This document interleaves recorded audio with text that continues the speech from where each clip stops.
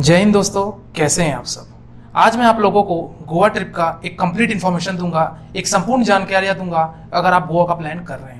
दोस्तों, हम गोवा का प्लान करते हैं, आपके मन में बहुत सारे ऐसे डाउट्स आते हैं कि अगर हम गोवा जाते हैं तो हम कहाँ रुकेंगे, हमको खाने पीने के किस तरीके से हमको व्यवस्था करनी पड़ेगी, साथ ही साथ हम कहाँ घूमेंगे और घूमेंगे साथ साथ हमारा बजट कितना आएगा, किस तरीके से जा रहे हैं। इन्हीं सब आपके प्रश्नों का उत्तर मैं आज के इस वीडियो में आपको दूंगा। अगर आप गोवा जाने का प्लान बना रहे हैं तो ये वीडियो आपके लिए काफ़ी यूजफुल है, चाहे आप वो बैचलर जाइए, चाहे आप वो फैमिली के साथ जाइए, चाहे आप वो कपल्स के साथ जाइए। और आपको किन किन चीज़ों का ध्यान रखना है इस वीडियो में मैं एक एक करके सारी चीज़ें का डिस्कस करता हूँ। सबसे पहले बात करते हैं गोवा। दोस्तों, गोवा हमारा दो भाग में बटा है। पहला तो हमारा नॉर्थ गोवा और दूसरा है हमारा साउथ गोवा, यानी कि हमारा उत्तरी गोवा और हमारा दक्षिणी गोवा। दोस्तों, बात ये आती है कि मैं नॉर्थ गोवा में घूमूं या फिर मैं साउथ गोवा में घूमूं। तो अगर आपको रिकमेंड करूं तो मैं इतना ही कहूंगा कि अगर आपका एक नॉमिनल बजट है तो आप केवल एक ही स्थान पे घूमिए, चाहे आप वो नॉर्थ गोवा घूमिए, चाहे आप वो साउथ गोवा घूमिए। लेकिन अगर आपके पास एक्सपेंसिव ज़्यादा है, अगर आप ज़्यादा चीज़ें घूमना चाहते हैं और आपके पास बजट भी अच्छा खासा है, तो उस केस में आप दोनों घूम सकते हैं, वो आपकी मर्जी है। लेकिन यहाँ पे मैं ये कहूँगा, चाहे आप नॉर्थ गोवा घूमिए, चाहे आप साउथ गोवा घूमिए, दोनों में आपको चीज़ें सेम सेम मिलेंगी। अब बात करते हैं दोस्तों, ये नॉर्थ गोवा और ये साउथ गोवा में जो हमारा बेसिक डिफरेंस है, यानी कि जो अंतर है, वो कौन कौन सी हैं। देखिए दोस्तों, अगर आप थोड़ा सा माहौल वाला जगह चाहते हैं और आप एक एंजॉय करना चाहते हैं तो आपके लिए बेटर है नॉर्थ गोवा। लेकिन अगर एक आप शांत इलाका चाहते हैं, बिना किसी भीड़ भाड़ के, एकदम शांत मन और शांत स्वभाव का आप अगर घूमना पसंद करते हैं तो आपके लिए साउथ गोवा बेटर है। लेकिन एक चीज़ और मैं आप दोस्तों को बताना चाहूँगा, अगर आप मान लीजिए 3 दिन नॉर्थ गोवा में घूमते हैं और 3 दिन आप साउथ गोवा में घूमते हैं।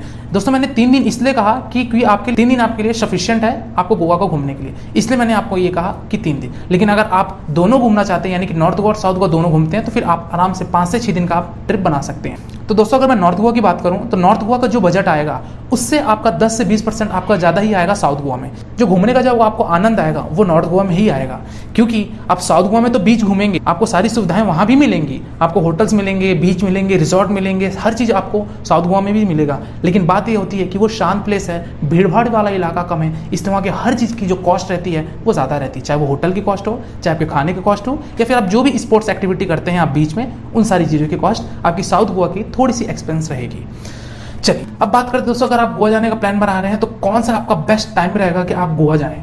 तो दोस्तों, अगर मैं ये कहूँ कि नवंबर, दिसंबर और जनवरी, ये 3 महीने जो होते हैं ये हमारे पीक होते हैं। इसका कारण ये दोस्तों, जो हमारा विंटर का सीजन होता है उसमें लोग काफ़ी घूमना पसंद करते हैं। लेकिन इसके साथ ही साथ ये भी होता है कि जो हमारा क्रिसमस होता है, यानी कि दिसंबर में क्रिसमस जो होती है, तो हमारे गोवा में बहुत फेमस चर्च भी है वहाँ। तो वो चर्च के कारण और हमारे इस विंटर सीजन के कारण जो भीड़ होती है गोवा में वो बहुत ज़्यादा हो जाती है। यानी कि नवंबर, दिसंबर और जनवरी, ये 3 महीने जो हमारे होते हैं ये काफ़ी भीड़ भाड़ वाले समय होते हैं। तो बेटर यही है आप इन तीनों को छोड़कर आप कभी भी घूमने जा सकते हैं। मई जून में भी मत जाइए, क्योंकि वहाँ पे आपको कुछ ज़्यादा ही गर्मी लगेगी, तो आपको वो आनंद नहीं आ पाएगा, क्योंकि आप वहाँ गर्मी से परेशान हो सकते हैं, क्योंकि वहाँ पे गर्मी भी उसी पैमाने पर पड़ती है जिस पैमाने पर वहाँ ठंडी पड़ती है।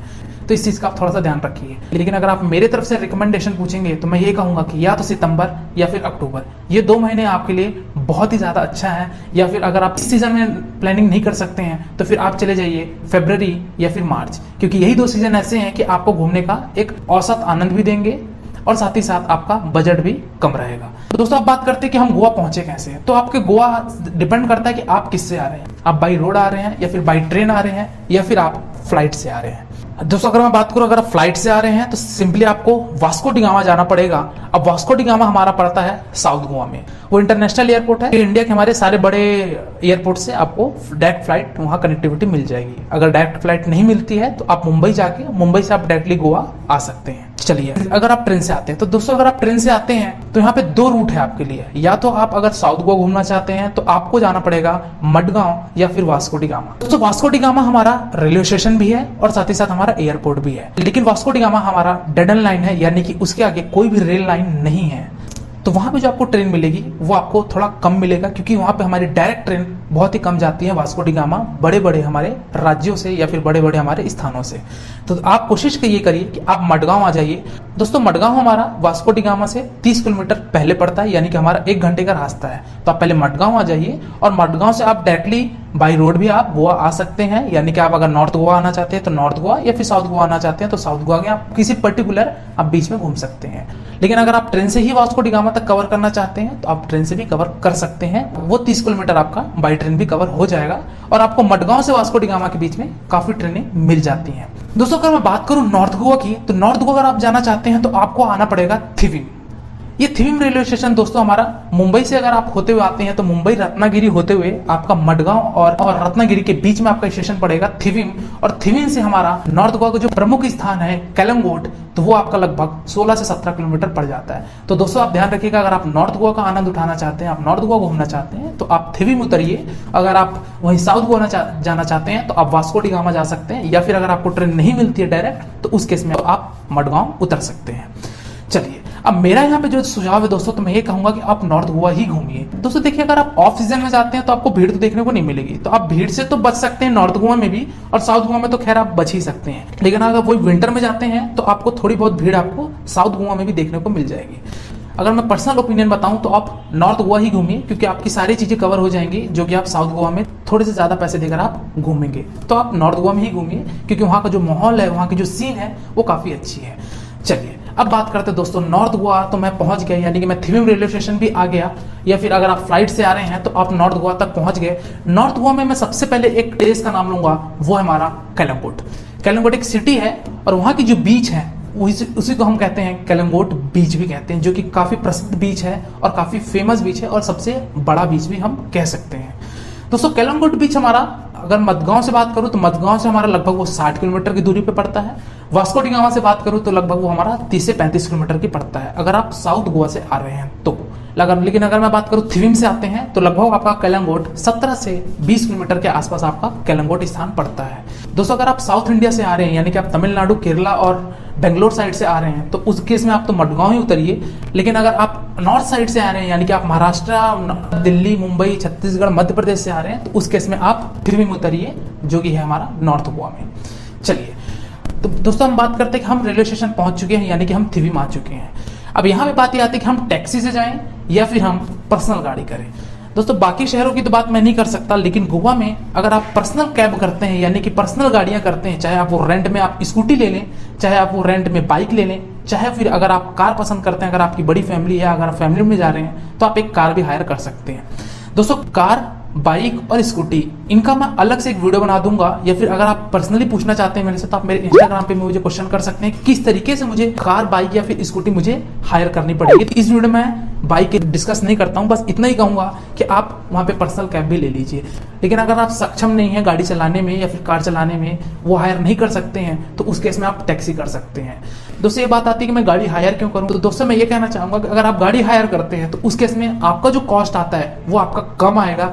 अगर आप टैक्सी हायर करते हैं तो आपका कॉस्ट ज्यादा आएगा। तो बेटर यही है कि आप गाड़ी हायर कर लीजिए। गाड़ी कैसे हायर करनी है इसको मैं आपको पर्सनल एक अलग से वीडियो बना के दे दूंगा, लेकिन अगर आप मेरे से पर्सनली पूछना चाहते हैं तो आप मेरे इंस्टाग्राम पे मुझे मैसेज कर सकते हैं, या फिर मैं इसी चैनल पे आपको वीडियो दे दूंगा। तो दोस्तों अगर आप स्कूटी हायर किए हैं तो स्कूटी का भी लगभग आपका एक दिन का जो किराया है वो लगभग 350 रुपए है। और स्कूटी की जो टाइमिंग होती है, जो यानी कि जो भी वहाँ हमारे एजेंट्स होते हैं उनका जो टाइमिंग रहता है वो शाम के 6 बजे से अगले शाम के 6 बजे तक, यानी वो उनका जो टाइम स्लॉट होता है 24 घंटे का, वो इवनिंग 6 PM से हमारे अगले दिन इवनिंग 6 PM का ये टाइम स्लॉट चलता है। तो इस हिसाब से वो एक दिन का आपका चार्ज करते हैं। 350 रुपए भी होते हैं। अगर आप बुलेट में जाते हैं तो आपको 700 से 800 रुपए भी देना पड़ जाएगा। लेकिन अगर आप स्कूटी लेना चाहते हैं, एक्टिवा, जुपिटर, इस तरीके की गाड़ी, तो आपको वो 300 से 350 रुपए के आसपास वो आपको मिल जाएंगे।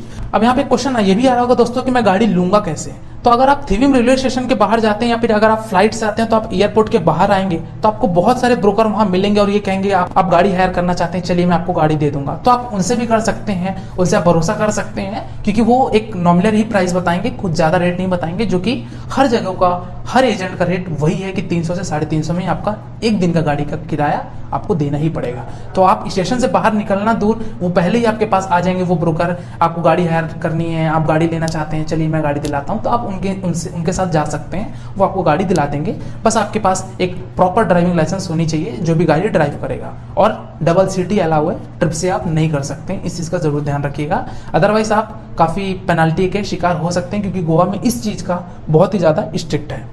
चलिए दोस्तों हम बात करते हैं कलंगोट में अब रुकने की व्यवस्था।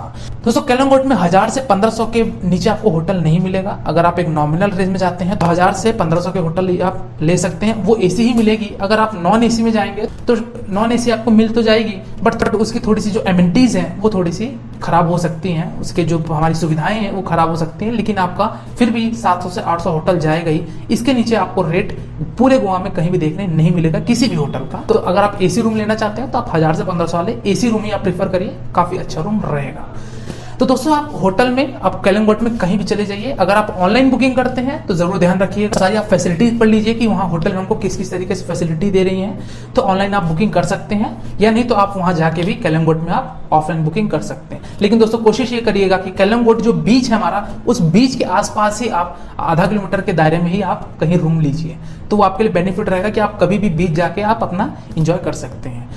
दोस्तों अगर मैं बात करूं होटल के खाने पीने की, तो आप ऑनलाइन बुकिंग करते समय आपको एक ऑप्शन आता है कि आप ऑनलाइन होटल बुक करने के साथ ही आप होटल से ही खाना मंगाइए। तो आप वो चीज मत करिए। मैं इसका कारण ये बोल रहा हूँ कि होटल वाले एक फिक्स टाइम स्लॉट में आपको खाना देंगे। अब वो कह देंगे रात का डिनर 8 से 10 बजे के बीच में ही दूंगा। अगर मान लीजिए आप उस 8 से 10 के बीच में आप कहीं अपना घूम फिर रहे हैं तो वो चीज आपका मिस हो जाएगा। इसलिए बेटर ये है कि आप होटल में अगर आप रुक रहे हैं तो सिर्फ और सिर्फ एकोमोडेशन का आप पैसा दीजिए, और आप खाने पीने का जो अपना है वो आप बाहर होटल में ले लीजिए। खाने पीने का खर्चा, तो दोस्तों अगर आप थाली सिस्टम लेते हैं तो आपको 150 रुपए के आसपास आपको खाने का खर्चा मिलेगा। 150 रुपए काफी ज्यादा है, खाने पीने के आपके कॉस्ट कम नहीं होगी। ये मैं तब बता रहा हूँ जब अगर आप एक ऑफ सीजन में जाते हैं, यानी कि सितंबर अक्टूबर, या फिर आप गर्मी के सीजन में जाते हैं, उस केस का मैं ये रेट बता रहा हूँ। यही अगर आप विंटर में जाएंगे तो यही आपका 150 रुपए थाली आपका डायरेक्टली 300 रुपए थाली हो जाएगा। और साथ ही साथ मेरा होटल का भी जो आप 1000-1500 के रुपए होटल ले रहे हैं, वो होटल का किराया भी आपका 3000 से 4000 रुपए हो जाएगा। इसलिए मैं आपको ये कह रहा था कि अगर आपका एक नॉमिनल बजट है तो आप विंटर सीजन को अवॉइड करिए। तो खाने पीने की व्यवस्था हो चुकी है, हम खाने पीने का भी जुगाड़ कर सकते हैं। खाने पीने के होटल्स आपको काफी हैं। पहले हमारे थोड़ी प्रॉब्लम होती थी दोस्तों वेज खाने के लिए, लेकिन आज के डेट पे आपको वेज नॉन वेज दोनों आपको अलग अलग होटल, सेपरेट होटल भी मिल जाएंगे। तो आप खाने का आपको किसी प्रकार का कोई दिक्कत नहीं होगा। दोस्तों अब बात करते हैं घूमने का, कलिंगोट बीच।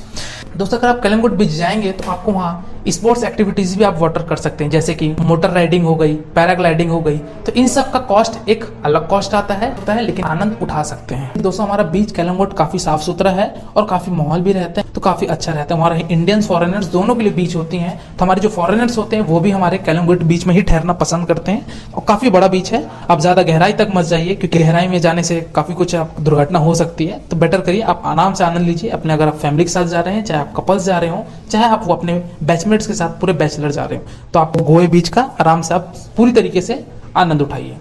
दोस्तों बात करते हैं दूसरे बीच की, यानी कि एक हमारा बीच आता है बाघा बीच। तो कलिंगोट से बाघा बीच की जो दूरी जो है हमारी लगभग 1.5 से 2 किलोमीटर की है। दोस्तों बाघा बीच में हमारा जो बीच का जो पानी है हल्का वो ब्लू कलर का है, तो आप वहां भी जाके फोटोशूट करवा सकते हैं, आप वहाँ पे एक्टिविटीज कर सकते हैं। तो क्योंकि बाघा बीच में हमारा काफी साफ सुथरा है, तो अगर स्पेशली बोलो फोटोशूट के लिए तो काफी अच्छा है, क्योंकि वो हमारे जो बीच है और पहाड़ दोनों आपस में कनेक्ट है, तो आप वहाँ पे काफी अच्छा फोटोशूट भी आप कर सकते हैं। इस तरीके से आप बाघा बीच में घूम सकते हैं, जो कि 2 किलोमीटर के दायरे पे है। तो दोस्तों आप अगर और बहुत सारी कई वीडियोस देखे होंगे, यहाँ पे आप किन्हीं से सुना होगा, तो एक बीच है हमारा अंजुना बीच। दोस्तों अंजुना बीच पहले एक जमाने में बहुत अच्छा फेमस हुआ करता था और काफी अच्छा साफ सुथरा हुआ करता था, लेकिन वर्तमान समय की अगर मैं बात करूं तो अंजुना बीच हमारा काफी गंदा बीच हो चुका है। वहां की रेतियां भी हमारी काली हो चुकी हैं। तो आप अंजुना बीच तो जाइए मत, क्योंकि वहां अंजुना बीच में ना तो किसी प्रकार के कोई हमारे पब्लिक जाती है और ना वहां पे किसी प्रकार का कोई हमारे स्पोर्ट्स एक्टिविटीज होते हैं। तो इसलिए आप अंजुना बीच मत जाइए। और अंजुना बीच लगभग हमारा कलिंगोट से 8 से 10 किलोमीटर भी पड़ जाता है, तो काफी दूर भी है, तो आप वहां मत जाइए। इसके बजाय आप चले जाइए कैंडोलिम बीच चले जाइए। दोस्तों कैंडोलिम बीच में भी आपको सारी सुविधाएं मिल जाएंगी जो आपको कलिंगोट में भी मिली थी और जो बाघा में मिली थी। दोस्तों ये अलग अलग बीच हैं, अलग अलग बीच में आपको अलग अलग सीन क्रिएट होंगे और साथ ही साथ आपको अलग अलग फोटोशूट करने के लिए प्लेस भी मिलेंगे, तो आप अलग अलग बीच में ये एंजॉय कर सकते हैं। दोस्तों मैं बात करता हूँ नाइट की। बीच में आप जो भी एंजॉय करेंगे आप सुबह ही करेंगे या तो फिर आप दोपहर के वक्त करेंगे। तो दोस्तों रात का समय हमारा कलिंगोट से 1 किलोमीटर की दूरी, यानी कि कलिंगोट और बाघा बीच के बीच में हमारा पड़ता है एक टिटोस लाइन।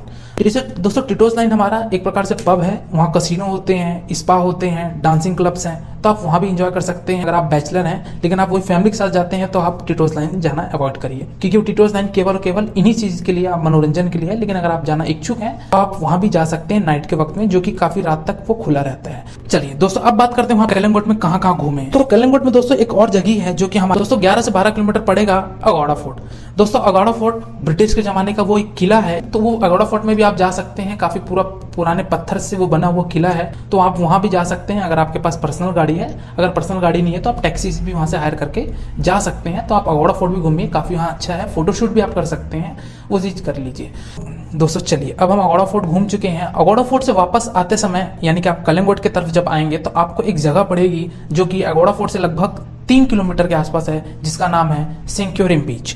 दोस्तों सेंक्योरियम बीच आप जरूर जाइएगा, क्योंकि वहाँ पे बहुत ही अच्छा नज़ारा है एक फोटोशूट करने के लिए। वहाँ पे समुद्र के बीचों बीच में हमारा एक छोटा सा पत्थर से किला भी बना हुआ है, तो आप उस किले में भी आप फोटोशूट कर सकते हैं, आप वहाँ रह सकते हैं, जो भी एक्टिविटीज़ हैं आप स्नो एक्टिविटीज़ भी कर सकते हैं, और आप बीच का भी आनंद उठा सकते हैं। तो ये सारी चीज़ आप सेंक्योरियम बीच में भी आप ये कर सकते हैं, तो आप वहाँ भी जा सकते हैं।